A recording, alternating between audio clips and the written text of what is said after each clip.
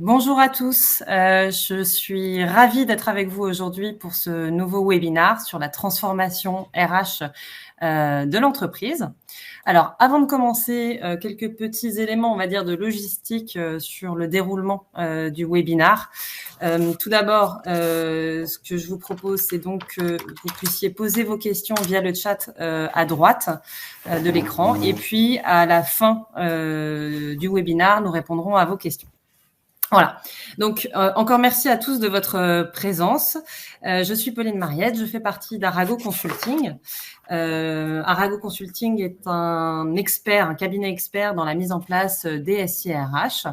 Et à ce titre, nous constatons que la majorité de nos clients se transforment en profondeur. Et donc, il nous a paru assez propice d'organiser un webinaire sur ce sujet en faisant appel à Cédric et à Didier pour témoigner. L'un en tant que DRH, à l'initiative de nombreuses transformations d'entreprises, et l'autre en tant que consultant, partenaire, métier et digital de transformation. Cédric, Didier, je vous laisse la main pour en dire un peu plus sur vous et puis pour rentrer dans le vif du sujet. Merci Pauline. À toi l'honneur, Cédric. C'est très gentil, merci beaucoup Didier. Bonjour tout le monde, ravi d'être avec vous aujourd'hui.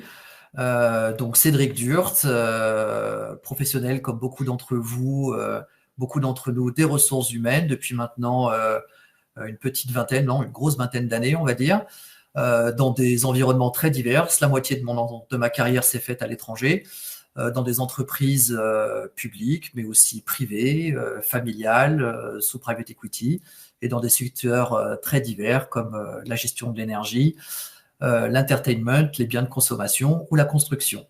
Ravi d'être avec vous. Merci Cédric. Et pour moi, j'ai eu l'occasion d'accompagner Cédric justement dans une transformation RH qui est le cœur de mon activité que j'ai pu pratiquer comme Cédric il y a maintenant un peu plus de 20 ans, à la fois sur l'aspect métier, organisation politique RH, process RH, mais également digital. Donc, ce que l'on vous propose aujourd'hui, c'est de dérouler cette présentation en commençant par le commencement, c'est-à-dire en fait d'essayer de comprendre pourquoi une entreprise se transforme avec à la fois ses volets ou via ses volets ou ses facteurs externes comme internes. Cédric, si tu veux démarrer. Oui, bien sûr. Merci. Alors, on va de manière assez classique et peut-être assez vite avec Didier vous présenter les facteurs finalement qui poussent tout à chacun les organisations à se transformer. On commence ici par la liste non exhaustive, parce que sinon on pourrait y passer 3 webinaires des facteurs externes qui nous touchent tous. Alors, on les a clusterisés dans cet effort de vulgarisation pour pouvoir tacler la bête, comme on dit en langage fleuri. Donc, on commencera par les facteurs dits sociétaux. C'est tout ce qui, quelque part, vise à quelque part changer le contrat social. Et pour le dire simplement, on demande toujours plus à son employeur, plus de flexibilité, plus de droits, plus de formation, une certaine opinion maintenant géopolitique sur de nombreux contextes et conflits qui incombent et qui touchent toutes les entreprises et tous les collaborateurs, collaboratrices. Donc, il y a tout ce changement, tous ces drivers qui finalement poussent les entreprises à se transformer et qu'on a résumé sous l'appellation facteurs dits sociétaux.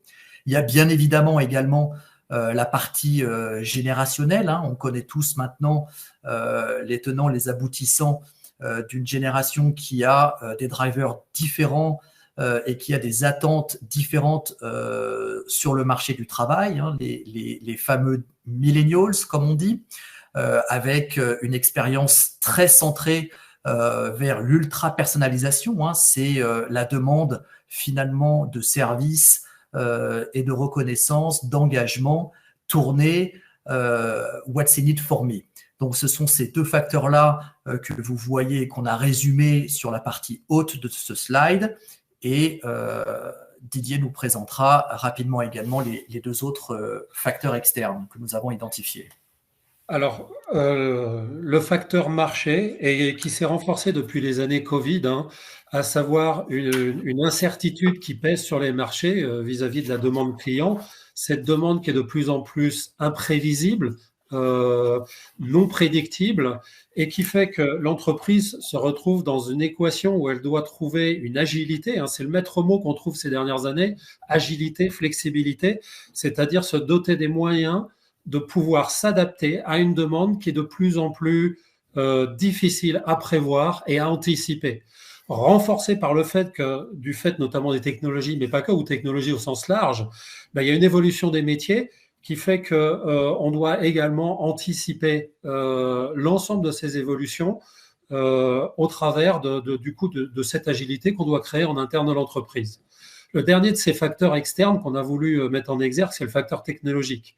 Avec une accélération de la technologie, qu'on voit les courbes de maturité de la technologie qui s'est accélérée ces dernières années par rapport à ce qu'on connaissait il y a 10, 15, 20 ans.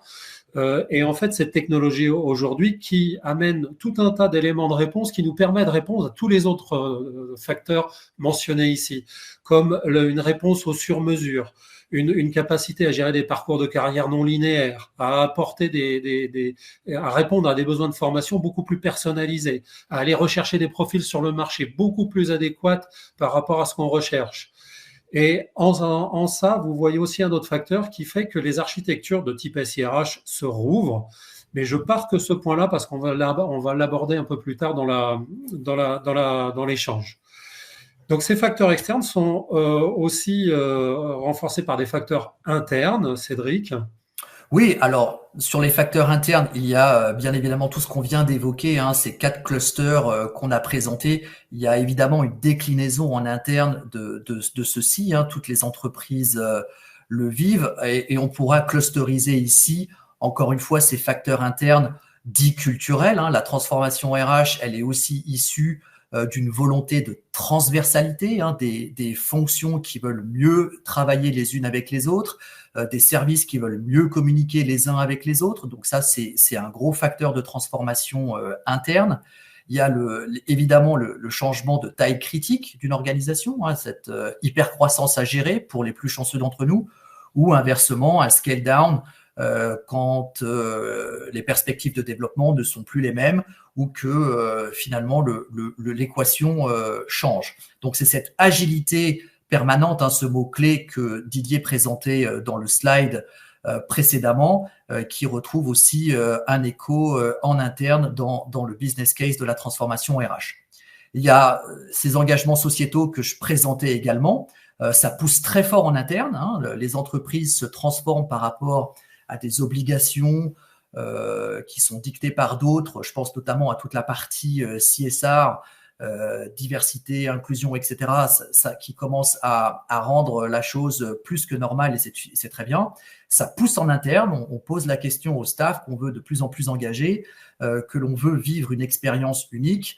Ce même staff a des attentes et c'est driver de change, et ça pousse les entreprises, les services RH à se transformer. Donc, on retrouve cette déclinaison-là de facteurs sociétaux en interne également. Et puis enfin, il y a cette révolution quelque part, ou cette évolution plutôt, de la fonction RH qui devient toujours de plus en plus stratégique. Alors, elle a commencé cette évolution depuis bien longtemps. Elle n'est pas au même stade dans tous les clusters d'entreprises que nous avons eu le plaisir avec Didier de connaître. Certaines sont plus avancées que d'autres. En tout cas, le projet de jeu commun, c'est que la fonction RH devient de plus en plus stratégique, et c'est une bonne chose, et elle est donc un vrai driver interne de transformation RH, bien entendu.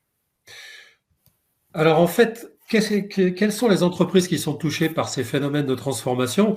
La réponse pour nous, elle est très simple, c'est toutes en fait, avec deux grandes catégories que l'on définit. Les grands groupes, et eux, ils connaissent ça déjà depuis de nombreuses années, puisqu'en fait, ça fait partie de leur cycle de vie naturel, qui est de s'adapter systématiquement et continuellement à l'évolution de leur environnement, de leur écosystème. On voit apparaître depuis un certain nombre d'années, mais plus récemment, également cette volonté de se transformer, ou ce besoin de se transformer, d'entreprises de taille beaucoup plus modeste, donc les ETI, des startups, des licornes. Pourquoi? Parce qu'au fur et à mesure qu'elles grandissent, elles passent par des paliers de croissance qui les obligent en fait à se transformer. On ne peut pas être organisé et structuré de la même façon si on est 200, si on est 20, 50, 200, 2000. Et donc en fait, pour nous, toutes les entreprises sont touchées, mais effectivement avec des objectifs qui parfois varient. Alors justement, on parle d'objectifs, donc ces entreprises se transforment, mais en fait, pour quel objectif? Et là, on va passer au travers de trois sujets qu'on souhaite partager avec vous, mais qui fondamentalement ont pour objectif de répondre à un point, qui est on se transforme pour créer une valeur pérenne. Reste encore à définir ce que veut dire une valeur pérenne. Et donc pour ça, on va passer par 3 thèmes qui sont l'alignement stratégique. Ensuite, il va se décliner de façon opérationnelle et on va se poser la question si aujourd'hui, par rapport à il y a 5 ans ou 10 ans, se posent de nouveaux paradigmes auxquels l'entreprise doit faire face. Donc, Cédric, sur le volet stratégique. Oui, sur l'alignement stratégique, je pense, Didier, qu'on sera d'accord pour partager avec notre audience que c'est finalement la condition sine qua non pour une transformation réussie. Hein, le but du jeu, c'est d'aligner les planètes. Il y a beaucoup de définitions aujourd'hui qui circulent dans la transformation RH. En ce qui nous concerne, on aime bien l'approche Gartner, hein, finalement, qui explicite simplement le sujet en précisant que la transformation RH n'est que l'évolution de la fonction qui cherche à synchroniser un agenda people avec une vision stratégique de l'entreprise en utilisant des process existants ou à mieux définir et grâce à une technologie disponible. Donc finalement, cet alignement stratégique sur ces 4 thèmes, il est fondamental, il est à la base de tout et c'est ça qu'on voulait définir quand on parlait très concrètement de transformation RH. Et c'est ça qui va permettre de répondre pour une équipe RH à des enjeux supérieurs et créateurs de valeur, comme le précisait Didier dans son introduction.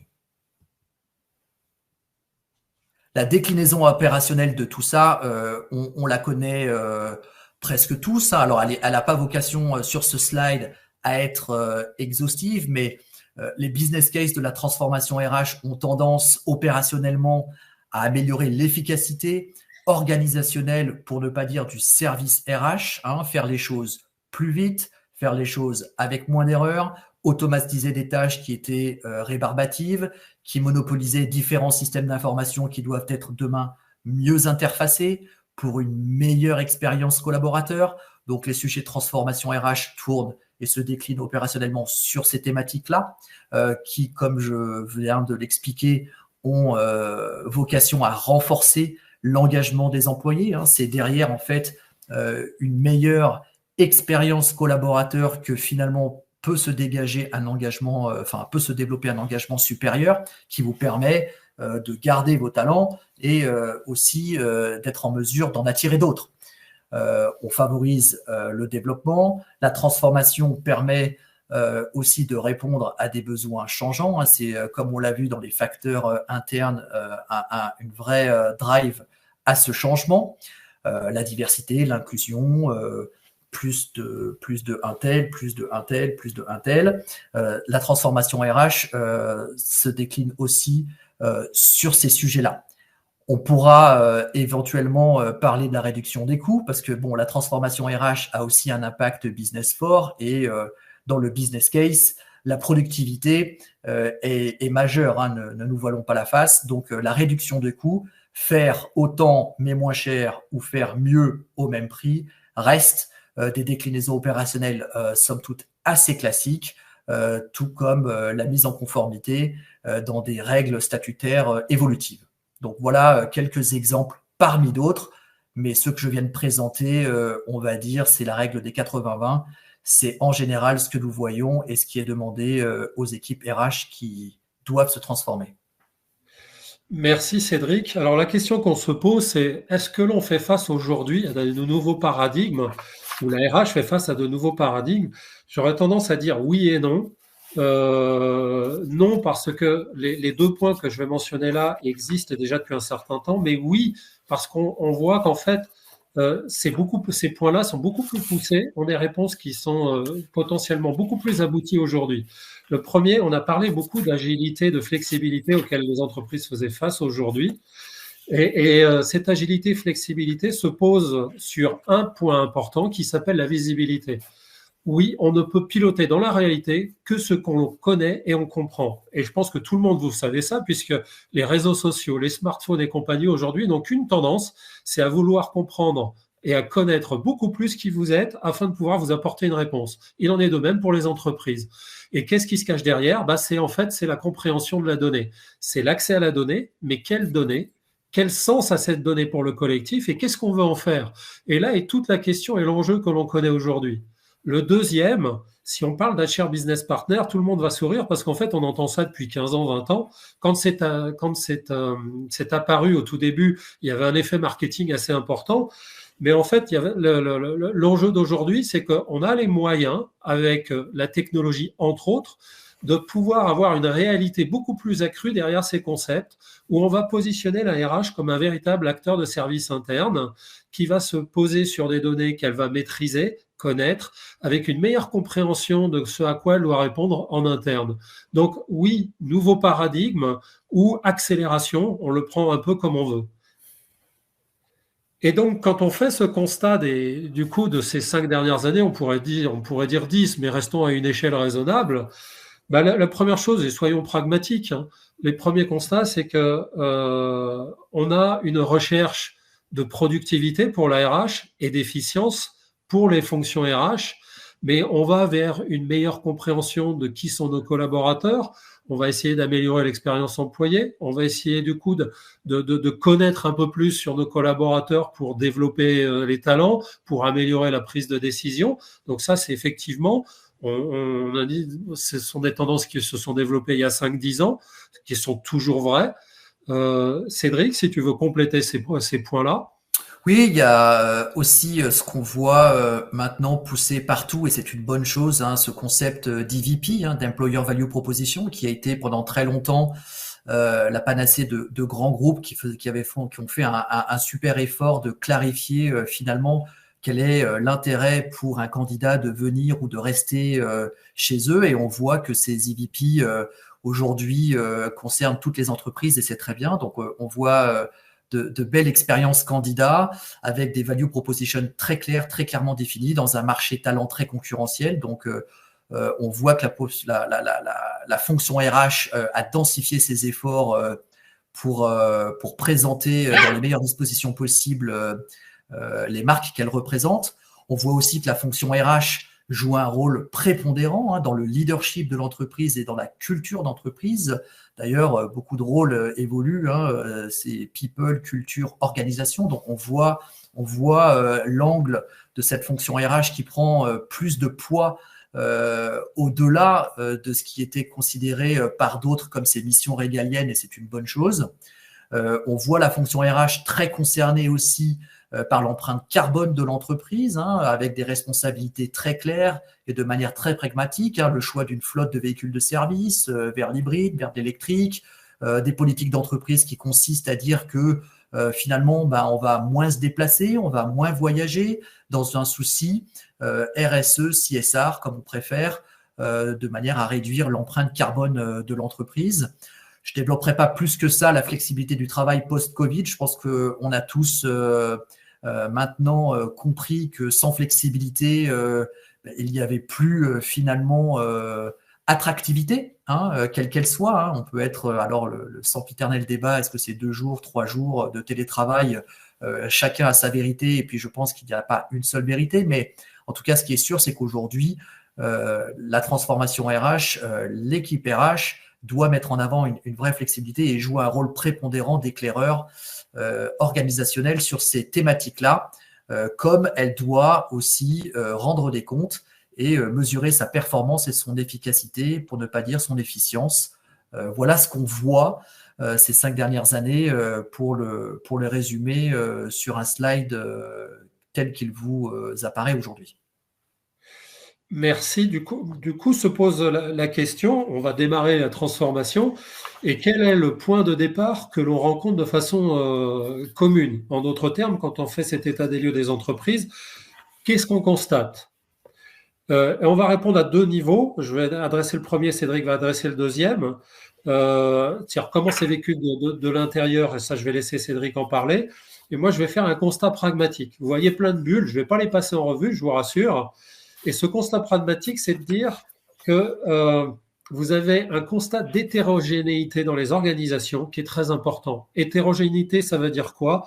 Ça veut dire que vous avez des niveaux de processus qui sont totalement différents selon les organisations, les géographies, les pays, en local versus le central, au niveau de la technologie, au niveau de la maturité, au niveau des difficultés rencontrées par les uns et les autres, les challenges que chacun rencontre, et donc qui font que par rapport à une transformation, l'ensemble de ces organisations au sein d'une même entreprise ont des niveaux comment je vais dire ça, ridiness, je ne sais pas si c'est très français, enfin ça ne l'est pas du tout, mais qui sont plus ou moins prêts pour s'attaquer à une transformation. Je te laisse, Cédric, du coup, parler de la vision interne. Alors la vision interne, peut-être un peu plus RH. Alors humblement, je ne serai pas le porte-parole du vécu RH de toute transformation. Je vais vous parler de ce que j'ai humblement connu.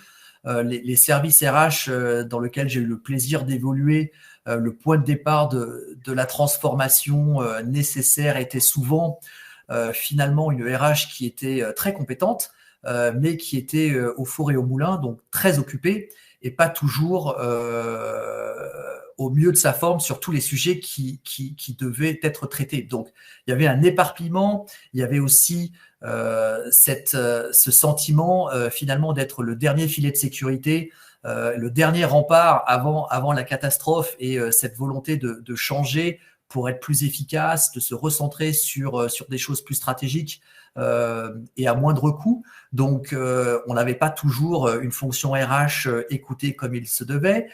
Une RH qui est aux avant-postes de changements qu'on a définis un peu plus tôt dans cette présentation. Ces facteurs internes et externes, finalement, la fonction RH est un peu quelque part un phare. J'allais pas dire un phare dans la nuit, mais est aux avant-postes. Elle reçoit ce feedback des collaborateurs, des candidats en premier lieu, et elle n'a pas toujours les moyens ni la place de se faire entendre en interne. Donc, en fait, comme l'a dit Didier, on a une hétérogénéité des situations. Je pense que c'est vrai aussi en termes de maturité des fonctions, des services, des équipes RH, mais la tendance d'un service RH qui doit évoluer, c'est quand même quelque part cette nécessité de changer les choses avec un point de départ où on peut communément se dire qu'on peut faire mieux.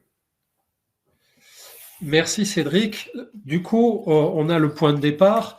Quelle approche globalement on peut envisager pour se transformer avec efficience? Oui, alors je pense que c'est le slide que beaucoup de personnes attendent, et je me rends compte qu'il est 12:05. Alors j'espère qu'on va pas tuer le suspense et qu'on va pas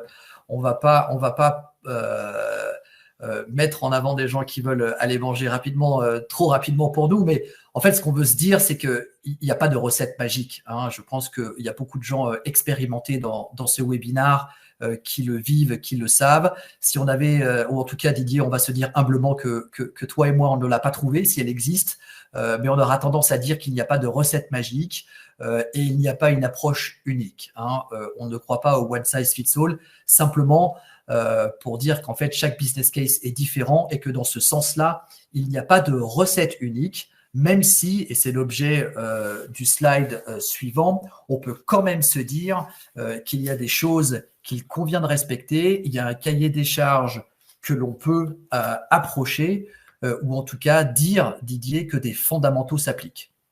Tout à fait, Cédric, et je voudrais, pour introduire ça, dire que globalement, la très grande majorité des entreprises que l'on rencontre appliquent un principe de subsidiarité. Ça veut dire quoi? Ça veut dire que pour les organisations qui sont décentralisées, le local a sa propre responsabilité vis-à-vis de ses résultats et donc de ses moyens. À partir de là, et quand on sait donc ce qu'on a dit tout à l'heure, qu'une entreprise cherche à dégager une valeur pérenne pour son organisation, se pose la question de comment est représentée la valeur pour tout le monde, donc pour le groupe, pour le global, versus pour chacun, c'est-à-dire pour le local. Et à partir du moment où on comprend quelle est la valeur pour le global et le local, tout l'enjeu va consister à déterminer quel est le point d'équilibre, quelles sont les solutions ou les fondations qui sont possibles, envisageables, avec les priorités qui vont avec et qu'on peut ambitionner et de mettre en place. Sachant par ailleurs que quand on parle de transformation RH, en fait, on n'est pas en silo. On est toujours dans une transformation qui a des interdépendances avec les autres organisations. Quand on parle de job, quand on parle de compétences, on partage ça avec le business. Quand on parle d'organisation, de centre de coût, on partage ça avec la finance. Donc on sait que quand on transforme la RH, en fait, on doit automatiquement se rapprocher des autres organisations pour mettre sous contrôle ces interdépendances. Et le dernier point, c'est de dire, une fois qu'on a défini la valeur qu'on en attend pour le groupe, pour le local, qu'on sait l'ambition qu'on se donne, les priorités qu'on se donne et la démarche que l'on définit, qui n'est ni tout à fait top-down, parce qu'on ne peut pas imposer au local les choses qui ne sont pas prêts à accepter, ni bottom-up, parce qu'autrement on empilerait. L'enjeu va consister à trouver la meilleure approche de déploiement progressif par itération, de telle façon à pouvoir embarquer tout le monde progressivement vers l'atteinte du résultat qu'on s'est fixé avec la tête sur les épaules. Cédric? Oui, non, ce moment de silence était un moyen pour moi à la vitesse de la lumière, reflecting sur mon expérience passée et personnelle. Donc, je ne peux qu'adhérer à ce que tu viens de dire, Didier. J'insisterai sur ce que tu as mentionné. Finalement, la transformation RH, c'est pas le service RH contre tout le monde. Il y a un vrai enjeu d'unité et de team spirit au sein de la fonction RH qui peut dire beaucoup de choses en fonction de la taille des entreprises, mais voilà, on peut pas penser en silo. C'est pas la RH contre le reste du monde, dans le sens où, comme tu l'as précisé Didier, il y a des interactions systématiques, quotidiennes et sur de nombreux sujets, qui fait qu'en fait, dans une logique de gestion du changement inhérente à toute transformation RH, vous allez avoir la nécessité de créer une coalition de champions du changement finalement. Et rétrospectivement, peut-être que ce que j'aurais dû mieux faire, si j'avais été un peu autocritique sur mon expérience sur quelques transfos, c'est de ne pas négliger finalement les autres fonctions qui gravitent autour de la fonction RH et qui ont tout autant que la fonction RH besoin de data people pour être instigateur de ce changement. Donc voilà, donc ne changeons pas tout seul, changeons avec les autres.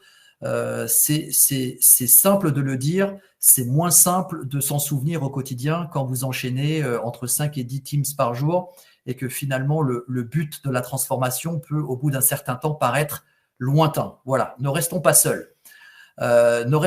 Communiquons. Je pense que c'est crucial de communiquer régulièrement et auprès de communautés de collaborateurs différents, sa propre fonction évidemment, mais aussi, comme je l'expliquais, les autres fonctions qui gravitent autour, le staff qui regarde et qui est aussi souvent même les premiers impactés, parce que quand on parlera de transformation digitale dans un slide ou deux, évidemment, l'interface collaborateur est massif, donc ne pas sous-estimer l'impact du staff engendré par une transformation RH. Bien communiquer, c'est savoir aussi bien les expliquer, et de temps à autre, c'est très utile d'impliquer le staff puisque ça vous permet de garder tout le monde focus, que ce soit la fonction RH ou les donneurs d'ordre qui travaillent avec elle, pour se dire qu'en fait, finalement, on transforme, on fait évoluer la fonction RH, mais ce n'est pas uniquement la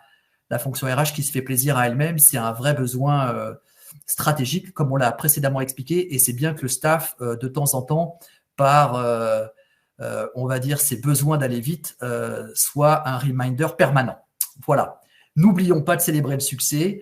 Ça demande beaucoup de temps de faire les choses, et avant d'entamer un nouveau chapitre, avant de clusteriser tout ça, n'égarons pas le besoin que tout un chacun a besoin de se retrouver, de se dire qu'en fait, on a vécu un bon moment, qu'on a été dans les tranchées ensemble. Si on oublie cette part-là, il y a de fortes chances que la motivation, l'engagement nécessaire à la prochaine transfo ou à la prochaine étape au regard du chemin déjà parcouru soit plus compliqué. Donc, célébrons le succès. C'est une partie qu'on connaît bien en change et qui doit demeurer bien haut dans l'agenda d'une DRH pour s'assurer que finalement, on arrive au bout du bout. Merci. Du coup, on va accélérer un tout petit peu parce qu'effectivement, je vois qu'on a pris un tout petit peu de retard. Donc, la question suivante, c'est quelle est la place de digital dans une transformation RH? On dit qu'aujourd'hui, il n'y a pas de transformation RH sans transformation digitale RH. Donc, on va aborder ça sur 2 points. Le premier, Cédric, je te laisse du coup l'introduire. Oui, alors très vite, puisque le temps joue contre nous. La phrase clé ici, c'est de dire que il n'y a pas de transfo RH sans la partie digitale, sans la partie système. On est à l'aube d'une nouvelle ère. On a la data people qui prend du poids au sein des organisations. Parce qu'on s'est rendu compte que derrière le turnover et la satisfaction des collaborateurs, il y a beaucoup de choses qu'on peut faire avec de la data people. Donc, toute la partie analytics devient centrale et critique dans toutes les business décisions qui doivent être prises. Et la fonction RH, elle s'assoit sur une mine d'or d'informations qui a beaucoup de systèmes, beaucoup de solutions aujourd'hui sont capables de mettre en avant. Et donc, il faut absolument s'intéresser. C'est fantastique ce qui se passe au niveau de la fonction RH aujourd'hui. Et la mesure dans laquelle elle devient très analytique, très data-driven. Et donc, il faut vraiment pas louper la vague et pas louper les outils qui nous permettent de crédibiliser cette fonction-là dans le regard de l'autre. Et du coup, il y a un deuxième volet qui est intéressant que je voudrais partager en structurant le message de la façon suivante. Il y a de ça une vingtaine d'années, quinzaine d'années, on était à l'ère du client-serveur. Le pouvoir était bien souvent aux mains des DSI parce que l'ensemble du parc de solutions logicielles permettait des développements spécifiques beaucoup et s'appuyait beaucoup là-dessus. Donc, c'était le maître mot, c'était l'intégration, le développement, la performance, la sécurité et donc, du coup, drivé par la DSI.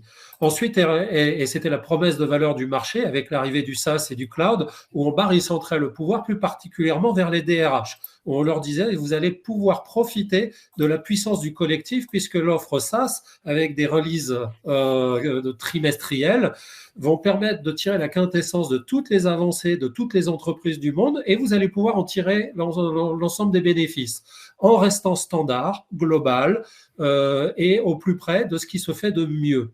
Et donc, du coup, les RH ont pris le pouvoir beaucoup plus par rapport à la DSI. Aujourd'hui, on se repose des questions. Pourquoi? Parce qu'on a un marché, alors il est très volatile, mais néanmoins il est ce qu'il est, où vous avez des composants, des solutions qui sont expertes dans leur domaine. Certes, on a toujours les fondations qui sont créées par les suites SaaS classiques du marché que vous connaissez, les grandes solutions SaaS du marché, mais auxquelles vient s'ajouter tout un tas de composants spécialisés qu'il va falloir du coup intégrer dans une architecture qui va devoir trouver sa cohérence, sa consistance, sous la forme de marketplace ou pas. Tout ça pour dire quoi? Pour dire qu'aujourd'hui, la DSI revient parce que du coup, avec ces systèmes d'information qui se rouvrent, avec certes des fondations qui restent bien souvent basées sur les grandes suites de SaaS du marché, néanmoins, vous avez des composants qui viennent se rajouter, qui reposent des questions d'architecture d'intégration, de performance, de sécurité, de consistance de l'interface utilisateur. Et donc, on est plus que jamais dans un partenariat RH DRH, DSI, pour arriver à faire des transformations qui sont abouties. Donc, du coup, on va accélérer. La fonction RH continue d'évoluer, bien sûr, avec du coup des technologies qui amènent de plus en plus de capacités, de réponses à tous les défis. Cédric, du coup, je te laisse la main pour en dire un peu plus. Oui, alors on va essayer de rattraper le temps qui joue contre nous. La fonction RH, on le disait en préambule, elle ne cesse de se transformer, elle ne cesse d'évoluer. Il y a beaucoup de sujets, beaucoup de points que vous voyez au slide qui ont déjà été abordés, donc je n'en dirai pas davantage. J'insisterai peut-être sur le point numéro 2, dans une logique système, un langage commun est souvent sous-estimé. En tout cas, ça a été mon expérience. Le plus tôt on utilise les mêmes mots pour dire les mêmes choses, le plus efficace l'ensemble de l'organisation sera. Et bien souvent, les problèmes inhérents de communication, de gestion de projet, ils sont issus d'un manque de langage commun quand on a à harmoniser ou à créer des process. Est-ce que finalement on veut dire les mêmes choses avec les mêmes mots? C'est pas toujours le cas. Donc, une fonction RH doit s'atteler à bien définir et commencer par les fondamentaux, un langage commun. Je pense que c'est très important de le mettre en avant et de s'en rappeler, tout comme se rappeler, je me fais un peu quelque part sur ce slide-là l'ambassadeur de beaucoup d'équipes projets. La transformation RH, c'est un exercice qui est très, très time consuming et c'est pas comme si la fonction RH n'avait pas d'autre chose à faire par ailleurs. Donc, bien se souvenir que une transformation RH, c'est pas neutre. Dans le temps de travail, dans l'investissement, dans l'engagement, ça demande beaucoup d'efforts sur le long terme. À côté de ça, il y a un job, il y a des prérogatives, il y a un business qui a besoin de support RH de manière continue. Donc, attention à la gestion des équipes et s'assurer finalement que la transformation RH, c'est pas quelque chose que l'on fait le soir de 7h à 8h tout seul dans son coin, mais qu'elle soit bien insérée dans un agenda d'équipe, dans un agenda individuel, de manière à être efficiente et on va dire sustainable en anglais dans le texte. Voilà, et je n'en rajoute pas sur la communication qui est majeure, mais c'est en tout cas les évolutions nécessaires pour toute fonction RH qui commence sa transformation à nos yeux. Merci Cédric. Et on arrive du coup à la fin avec ce dernier slide pour vous dire que une transformation, c'est un challenge interne. Un challenge tellement bien ou tellement important que bien souvent, il est utile d'avoir un regard extérieur qui permet de prendre de la hauteur, du recul, parfois faciliter les discussions de convergence entre les organisations d'une même entreprise. Et donc, faire appel à des experts du marché est bien souvent une bonne recommandation avec des entreprises comme Arago qui a eu la bienveillance de nous inviter à ce webinaire.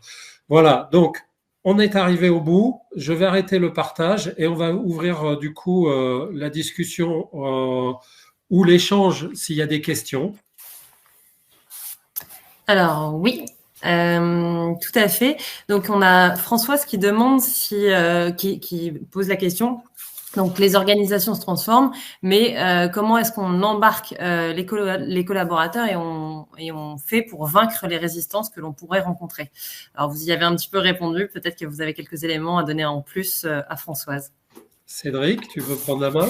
Oui, alors on disait plutôt dans le call qu'il n'y a pas de recette magique, mais en tout cas, je peux parler avec Françoise et avec l'audience de mon expérience personnelle. Je pense que j'ai toujours essayé avec les équipes RH en collaboration à définir très clairement qu'est-ce qu'on a tous à y gagner. Je pense que finalement, peut-être le conseil que je donnerais à Françoise ici, c'est d'intéresser et finalement de ne pas faire de la transformation RH un sujet RH, mais de faire de la transformation RH un sujet d'entreprise et dans quelle mesure le coût de ne pas faire est supérieur au coût vraisemblablement de faire. Et je pense également qu'on est dans un sujet type de conduite du changement. Et la conduite du changement, la première des choses, c'est faire comprendre à chacun quelle est la valeur qu'il va en avoir pour lui-même et pour les autres. Mais on est toujours beaucoup plus motivé à aborder une transformation quand on sait que ça va nous apporter de la valeur par rapport à notre quotidien. Et je pense que c'est aussi une bonne façon de faire. Absolument. Tout à fait, merci. Alors une dernière question peut-être pour vous deux. Comment est-ce que vous faites pour définir les bonnes personnes pour l'équipe qui doit accompagner, on va dire, cette transformation? Je réponds au premier niveau, tu complètes, Cédric? Allez, on fait ça en inverse pour une fois. Moi, ma vision, quand je démarre une telle transformation, le premier message que je passe, c'est dire quels sont les gens qui n'ont aucune bande passante et qui sont les plus reconnus et donc les plus sollicités en entreprise. Et ben, c'est ces gens-là que je veux, moi, en transformation. Pourquoi? Parce que ce sont des gens, parce qu'ils sont reconnus, qui vont être capables d'emmener les organisations. Et en même temps, s'ils sont reconnus et pertinents, c'est qu'ils ont une valeur ajoutée qui permet réellement d'apporter une vraie valeur à la transformation. Ça, c'est ma perception en tant que consultant externe, bien sûr. Donc, en tant que consultant interne, on va se présenter comme ça. Je rajouterais pour compléter, je suis entièrement d'accord avec le scouting device dans le cerveau de Didier. En général, les gens busy sont ceux dont on a besoin dans la transfo RH. Je rajouterais peut-être cette nécessaire diversité de pensée dans l'équipe de transformation où en fait finalement entourez-vous de personnes qui ont des intérêts complémentaires à ceux de la fonction RH dans une logique de représentativité parce que en fait vous avez besoin d'avoir cette pluralité de pensée à bien des égards hein. D'ailleurs elle vous stimule pour s'assurer que les solutions que vous préconisez, ce ne sont pas des choses qui vous font plaisir pour vous, par vous-même, mais qui répondent aux besoins de chacun. Et donc, c'est bien d'avoir cette représentation-là dans l'équipe projet. Je pense que c'est aussi smart politiquement de s'entourer de gens qui ne pensent pas nécessairement comme vous, parce que ça ne rend que crédible votre business case auprès d'une audience qui aura à cœur de valider le fait que vous l'avez partagé dans votre coin tout seul pour présenter quelque chose qui va être impactant à grande échelle. Donc voilà, diversité dans le panel de l'équipe pour s'assurer que tous les points de vue soient représentés et aussi dans une logique de crédibilité de business case. Et d'ailleurs, cette diversité, c'est aussi la représentation en interne des organisations. C'est-à-dire, si vous êtes un groupe qui a, je ne sais pas, 50 pays, sur ces 50 pays, vous en avez 10 majeurs, 40 plus petits. Ben, il va falloir se poser la question de la représentativité aussi à ce niveau-là. C'est la transformation d'un groupe, c'est pas la transformation d'un pays, y compris si c'est le central ou le global, comme on veut. Voilà. Très bien, merci. Alors, on a encore 2 petites minutes, donc une dernière question. Comment est-ce que vous faites, quelle est la démarche pour choisir l'outil qui va accompagner cette transformation RH? Alors ça, outils d'ailleurs, ou les outils. Ça, c'est une bonne question. Ma philosophie, et elle est très personnelle, c'est de dire, pendant très longtemps ces dernières années, on essayait de trouver l'exhaustivité. On montait sur la base de workshops tout un tas de questionnements pour arriver à déterminer des batteries d'Excel avec des points qu'on voulait voir traités. Aujourd'hui, le marché a eu tendance, en tout cas sur les grandes suites, à converger. Et donc aujourd'hui, ce ne sont plus forcément des éléments très discriminants. Donc on est plutôt dans la recherche du 20 que du 80. Et le 20, c'est quoi? C'est réellement qu'est-ce qui fait qu'une entreprise est différente des autres, dans sa culture, dans son histoire, dans des éléments structurants de son business model, etc. Et d'arriver à déterminer plutôt ce qui est critique et différent, et d'aller choisir les solutions par rapport à ces éléments-là. Donc plutôt de chercher par différence, plutôt que d'aller faire une batterie de tests où globalement à la sortie, tout le monde va être au même niveau. Oui, je rajouterais aussi finalement, il faut continuer à s'éduquer. C'est-à-dire qu'en fait, les solutions et les proposées aujourd'hui, à ce stade-là, maturité technologique avec l'IA, etc., il y a un devoir d'éducation éternel. Il faut continuer à s'éduquer et pas vivre sur des préjugés ou sur des idées reçues sur tel ou tel système d'information. Je pense qu'il faut vraiment être updated sur ce que ces solutions, qu'elles soient des suites ou d'autres, ont à proposer au jour d'aujourd'hui. Je pense que c'est important. Et j'aurais tendance aussi à conseiller à tout à chacun de privilégier des solutions ou des approches qui permettent finalement de garder le maître mot d'agilité en tête, parce que c'est de ça, hein, dans un environnement assez incertain, vous avez besoin d'être agile, vous avez besoin de changer systématiquement et donc de privilégier des solutions qui vous permettent de rester agile et qui vous permettent d'interagir avec tous les systèmes dans l'entreprise et pas uniquement ceux de la fonction RH. Donc voilà, préservez votre agilité, préserver l'interface des systèmes d'information pour vous assurer une data de qualité, quels que soient les scénarios, tout en préservant l'engagement collaborateur. Je pense que la vérité, elle est là, et qu'il y a un devoir d'information permanent à l'aube d'une nouvelle ère de systèmes et de solutions proposés sur le marché aujourd'hui. En synthèse, ça veut dire une certaine maturité à la fois de compréhension de sa propre entreprise, de ses propres attentes, tout ce qu'on a cité dans ce webinaire, et également une certaine maîtrise de où est le marché, où il va, afin de pouvoir faire son meilleur choix. Maintenant, on n'ira pas faire de discrimination entre les solutions. On a un marché qui est riche, qui a d'excellentes solutions, donc il y a matière à faire, je pense. Très bien. Merci à tous les deux. Je crois qu'il n'y a plus de questions. Merci à tous les deux d'avoir animé ce webinaire, d'avoir répondu à l'appel. Merci. Et puis, à très bientôt. Merci de nous avoir invités. Merci beaucoup. Avec bon plaisir. À tous et à toutes. Merci, au revoir.